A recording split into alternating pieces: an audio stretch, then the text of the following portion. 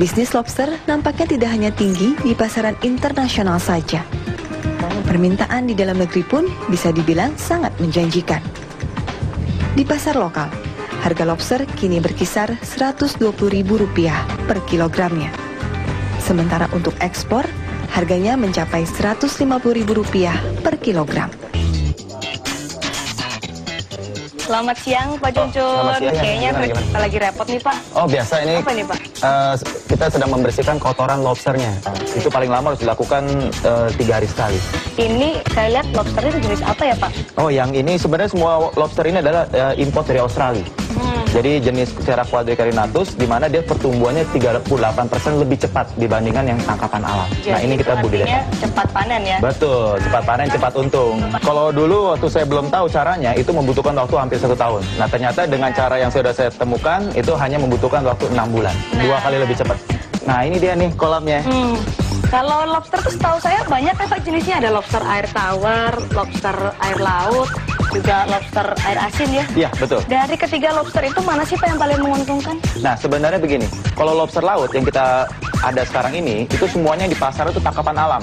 Jadi kita bayangkan ya, kalau tangkap terus kan lama-lama akan habis kan? Nah, justru kita muncul dengan lobster air tawar ini, bisa dibudidayakan sehingga ke depannya, bukan tidak mungkin, kita akan menggantikan lobster air asin. Betul, nah seperti ini. Nah, seperti ini ukurannya. Boleh ya. Iya. Nah, ini udah siap konsumsi, nggak apa-apa. Siap konsumsi. Nah, ini dijual kurang lebih di pasaran di harga kurang lebih sekitar 200.000. 200.000 per kilonya. Per kilonya. 10 ekor isinya. Jadi per ekornya kurang lebih jatuhnya sekitar Rp20.000. Nah, ini kolam tanahnya seperti ini, kolam karpet. Kalau untuk satu kolam ini biayanya berapa itu Pak? Nah, untuk satu kolam seluas 150 meter persegi ini, itu biayanya 3 juta aja. Dengan cara ini kita sudah bisa pembesaran di sini sejumlah 1.500 ekor. Kurang lebih, nanti di sini akan kita bisa dapatkan sekitar 130 kilo. 130 kilo. Omsetnya kurang lebih berarti kalau kita anggaplah, kita jual murah lah ya, 100.000 lah partai misalnya gitu ya. Itu sudah dapat omset kurang lebih sekitar 13 juta. 13 juta sekali panen? Sekali panen. Ini saya lihat banyak banget Pak genteng-gentengnya. Untuk apa nih ya? Untuk rumasi lobster atau gimana nih? Tepat sekali, ini rumahnya lobster. Jadi lobster itu dia butuh tempat sembunyi karena dia hewan nocturnal. Jadi aktifnya malam. Jadi dia itu lebih cenderung lebih senang di tempat-tempat yang gelap. Jadi lobster ini ada masa di mana dia ganti kulit. Jadi kulitnya copot, nah tinggal dagingnya jalan-jalan lembek. Nah kalau pada masa dia kulitnya belum keras, masih lembek itu ketemu sama teman yang lain, itu bisa dimakan habis. Nah dengan ada tempat ngumpet begini, maka lobsternya kan pada ngumpet-ngumpet di tempat lain tuh. Jadi sehingga dia jarang ketemu. Kalau untuk percepatan pembesaran, itu kan tadi ada berupa bibit, ya kan? Bibit unggul, kemudian tempat, luas tempat, kemudian yang terakhir adalah kandungan oksigen dan makanan yang cukup lah. Jadi yang di dalam airnya. Nah, tempat kolam semen dan kolam karpet tadi sebenarnya nggak jauh beda, hampir sama lah gitu ya. Yang membedakan adalah kalau kita taruh kepadatan yang terlalu tinggi, misalnya di sini terlalu padat, di sana longgar ya, otomatis ini lebih lambat. Tapi kalau kita taruhnya nggak terlalu banyak, secukupnya, kira-kira patokannya 10 ekor per meter persegi, maka pertumbuhan di sini dan di sana sama aja sebenarnya. Kalau ini adalah yang tadi Bapak ceritakan, kolam perkawinannya ya? Betul. Jadi kalau kita sudah mencapai skala besar, kalau tadi kan akuarium skala kecil, satu akuarium paling cuma bisa diisi 8 ekor, 5 betina 3 jantan. Kalau di sini bisa diisi ratusan ekor. Ratusan ekor, berapa betina, berapa jantan tuh tergantung 1:3. 1:3? Betul. Jadi misalkan ini kan kolam 20 meter persegi, berarti bisa diisi 50 jantan, 150 betina kawin berbarengan.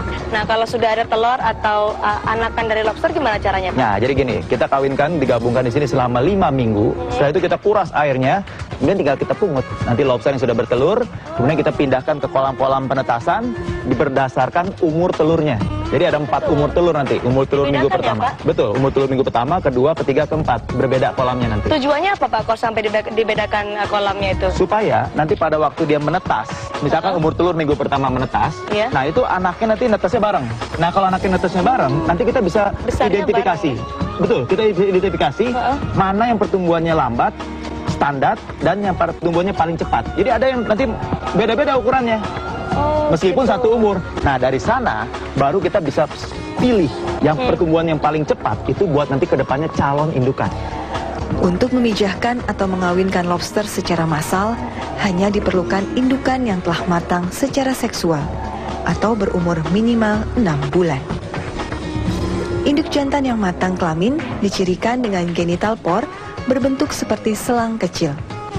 Letaknya ada pada tangkai kaki jalan kelima, dengan kepala lebih besar dari badan dan warna lebih cerah.